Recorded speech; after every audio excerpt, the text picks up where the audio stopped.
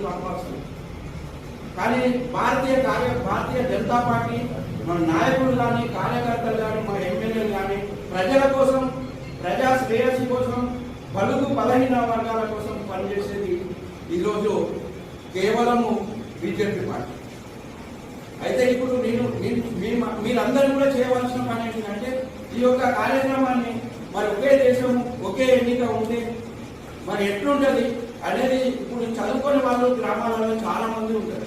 వాళ్ళందరికీ కూడా మీరు వివరించి ఈ కార్యక్రమాన్ని ఇవాళ ఈ ఒక 100 మంది ఉంటే మళ్ళా ఈ 100 మంది 10 మంది చెప్తే ఒక 1000 మంది ఇట్లా దాన్ని మీరు ముందుకు తీసుకుపోయి ఈ కార్యక్రమం అంతా కూడా మీరు చేసే కార్యక్రమం మీరంతా కూడా దేశానికి భవిష్యత్తు ఇచ్చే మీరందరూ కనుక దీన్ని మీరందరూ కూడా నాది పని కాదు అనుకోకుండా ఇది నా పనే, నేను ఒక భారత పౌరుని అనే ఉద్దేశంతో మీరందరూ కూడా ఇది ప్రజల వద్దకు చేరవేయాలని కోరుకుంటూ మరి మీరు మీ అమూల్యమైన టైము మరి ఇప్పుడు మీకు ఎగ్జామ్స్ ఉన్నాయి అయినా అన్ని వదిలిపెట్టి మాకు టైం ఇచ్చినందుకు మీకు అందరికీ కూడా కృతజ్ఞతలు తెలియజేసుకుంటూ భవిష్యత్తులో మీరంతా కూడా గొప్పలు కావాలి, మిమ్మల్ని చాలా ఉన్నతమైన స్థాయిలో మేమందరం చూడాలి.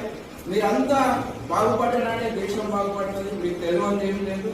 మరి ఈరోజు గ్రామాలు కానీ ఏవైనా కానీ మీరంతా చదువుకొని గొప్పలై పెద్ద పెద్ద కొలువులు చేసి ప్రజా సేవలో మీరు కూడా ఉండాలని కోరుకుంటూ ఈ అవకాశం ఇచ్చిన మీకు అందరికీ కూడా కృతజ్ఞతలు తెలియజేసుకుంటూ ఈ అవకాశాన్ని మాకు ఇచ్చిన మీ యొక్క ప్రిన్సిపాల్ గారికి కూడా కృతజ్ఞతలు తెలియజేస్తూ ఈ వేదికకు కూడా కృతజ్ఞతలు తెలియజేస్తూ ముగిస్తూ